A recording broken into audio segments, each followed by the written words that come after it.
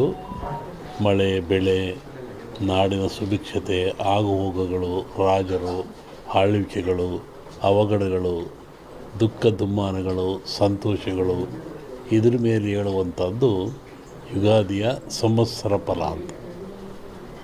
ಇನ್ನೂ ಒಂದು ತಿಂಗಳು ಲೇಟ್ ಇದೆ ಯುಗಾದಿ, ಅದರಿಂದ ಆ ಫಲಗಳ ಹೇಳೋದು ಸ್ವಲ್ಪ ಕಷ್ಟ.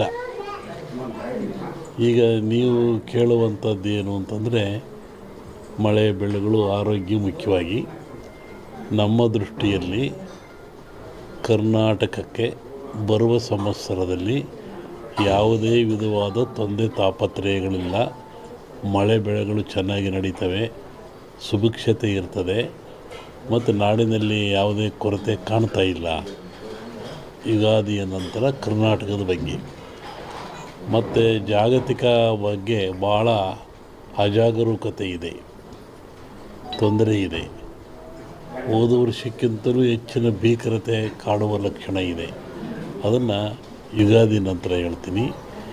ಇತ್ತೀಚಿನ ದಿನಗಳಲ್ಲಿ ಎಲ್ಲರೂ ನೋಡಿದಂಗೆ ಭೂಕಂಪಗಳು ಹೆಚ್ಚಾಗ್ತಾ ಇದ್ದಾವೆ.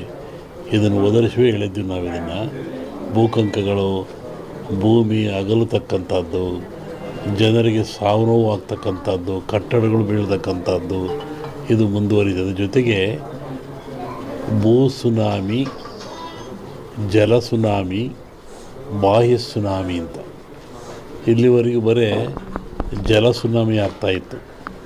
ಸಮುದ್ರದಲ್ಲಿ ಸಾಗರದಲ್ಲಿ ಸುನಾಮಿ ಬಂದು ತೊಂದರೆ ಆಗ್ತಾಯಿತ್ತು. ಈ ಸತಿ ಭೂ ಸುನಾಮಿನೂ ಇದೆ. ಭೂಮಿ ಒಳಗೆ ಸುನಾಮಿಯಾಗಿ ಕಂದಗಾಗ್ಲಕ್ಷದ್ದು. ಜಲ ಸುನಾಮಿನೂ ಹೆಚ್ಚಿದೆ. ಬಾಹ್ಯ ಸುನಾಮಿ ಅಂತ ಬಾಹ್ಯಾಕಾಶದಲ್ಲೂ ಆ ತೊಂದರೆ ಆಗ್ತಕ್ಕಂಥ ಲಕ್ಷಣ ಇದೆ. ಅದನ್ನು ಯುಗಾದಿ ನಂತರ ಹೇಳ್ತೀನಿ. ನೀವು ಭಾಳ ಅಪೇಕ್ಷೆ ಪಡುವಂಥದ್ದು ರಾಜಕೀಯ. ಏನಾಗುತ್ತೆ, ಏನಾಗ್ತಾರೆ, ಎಂತ ಆಗ್ತಾರೆ ಅಂತ ಒಂದು ಸಾಂಪ್ರದಾಯಿಕವಾದ ಮಾತು. ಎಲ್ಲ ಧರ್ಮಗಳು ಇದ್ದಾವೆ, ಎಲ್ಲ ಸಮಾಜಗಳು ಇದ್ದಾವೆ, ಎಲ್ಲ ವರ್ಗದವರು ದೈವದವರು ಈ ಭೂಮಿಯಲ್ಲಿ ವಾಸ ಮಾಡ್ತಾ ಇದ್ದಾರೆ. ಒಂದು ಸಮಾಜ ಪ್ರಾಚೀನ ಕಾಲದಿಂದಲೂ ಸಹಿತ ಹಾಲುಮತ ಸಮಾಜ ಅಂತ ಕರೀತಾರೆ. ಹಾಲುಮತ ಸಮಾಜ ಅಂದರೆ ಅವರು ಅಡವಿಯಲ್ಲಿದ್ದು ಕುರಿಗಳನ್ನು ಸಾಕಿಕೊಂಡು ಕುರಿಯ ಇಕ್ಕೆಯಲ್ಲಿ ಲಿಂಗವನ್ನು ಕಂಡು ದೈವಾರಾಧನೆ ಮಾಡಿಕೊಂಡು ಬಂದಂಥ ಒಂದು ಸಮಾಜ. ಪ್ರಕೃತಿಯ ಮೇಲೆ, ಗಾಳಿಯ ಮೇಲೆ, ಭೂಮಿಯ ಮೇಲೆ ಅವರು ಅಡವಿಯಲ್ಲಿದ್ದ ಕಂಡದ್ದು, ತಿಳಿದದ್ದು, ನೋಡಿದ್ದು, ಅನುಭವಿಸಿದ್ದನ್ನು ಹೇಳ್ತಾ ಬಂದಿದ್ದಾರೆ.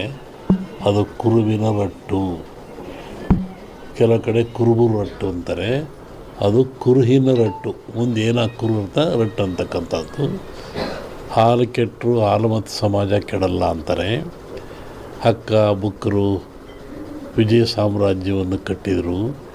ಇದು ಹೇಳೋ ಉದ್ದೇಶ ಏನು ಅಂತಂದರೆ, ಇವತ್ತು ಹಾಲುಮತ ಸಮಾಜದವ್ರ ಕೈಲಿ ರಾಜ್ಯದ ಅಧಿಕಾರ ಇದೆ. ಬಿಡಿಸಿಕೊಳ್ಳೋದು ಅಷ್ಟು ಸುಲಭ ಅಲ್ಲ. ಅವರಾಗೇ ಬಿಡಬೇಕೆ ಹೊರತು ನೀವು ಬಿಡಿಸಿಕೊಳ್ಳೋದು ಸುಲಭವಲ್ಲ. ಮುಂದಿನ ವಿಚಾರವನ್ನು ಯುಗಾದಿ ಮೇಲೆ ಹೇಳ್ತೀನಿ. ಹಾಗಾಗಿ ಒಂದು ಭವಿಷ್ಯದ ಚಿಂತನೆ ಏನು ಅಂದರೆ, ನಮ್ಮಲ್ಲಿ ಎರಡು ಭಾಗ ಮಾಡ್ತಾರೆ. ಒಂದು ಸಂಕ್ರಾಂತಿಯ ಭವಿಷ್ಯ, ಇನ್ನೊಂದು ಯುಗಾದಿಯ ಭವಿಷ್ಯ. ಸಂಕ್ರಾಂತಿಯ ಭವಿಷ್ಯ ರಾಜರಿಗೆ, ಮಹಾರಾಜರುಗಳಿಗೆ, ದೊಡ್ಡ ದೊಡ್ಡ ವ್ಯಾಪಾರಸ್ಥರಿಗೆ ಮತ್ತು ಅನೇಕ ಘಟನೆಗಳು ಬರುವಂಥದ್ದು ಸಂಕ್ರಾಂತಿ ಪುರುಷನ ಮೇಲೆ ಹೇಳುವಂಥದ್ದು. ಇದು ಯುಗಾದಿ ಮೇಲೆ ಬರುವಂಥದ್ದು ಯಾವುದು ಅಂದರೆ ಚಂದ್ರಮಾನ ಯುಗಾದಿ. ಚಂದ್ರನನ್ನು ಆಧಾರವಾಗಿರಿಸಿಕೊಂಡು ಮಳೆ ಬೆಳೆ, ನಾಡಿನ ಸುಭಿಕ್ಷತೆ, ಆಗುಹೋಗುಗಳು, ರಾಜರು ಆಳ್ವಿಕೆಗಳು, ಅವಘಡಗಳು, ದುಃಖ ದುಮ್ಮಾನಗಳು, ಸಂತೋಷಗಳು ಇದ್ರ ಮೇಲೆ ಹೇಳುವಂಥದ್ದು ಯುಗಾದಿಯ ಸಂವತ್ಸರ ಫಲ ಅಂತ. ಇನ್ನೂ ಒಂದು ತಿಂಗಳು ಲೇಟ್ ಇದೆ ಯುಗಾದಿ, ಅದರಿಂದ ಆ ಫಲಗಳ ಹೇಳೋದು ಸ್ವಲ್ಪ ಕಷ್ಟ. ಈಗ ನೀವು ಕೇಳುವಂಥದ್ದು ಏನು ಅಂತಂದರೆ ಮಳೆ ಬೆಳೆಗಳು ಆರೋಗ್ಯ ಮುಖ್ಯವಾಗಿ.